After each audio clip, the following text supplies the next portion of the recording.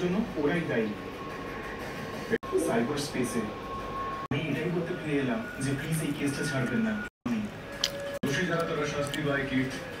আমাকে আপনারা কি বা শাস্তি?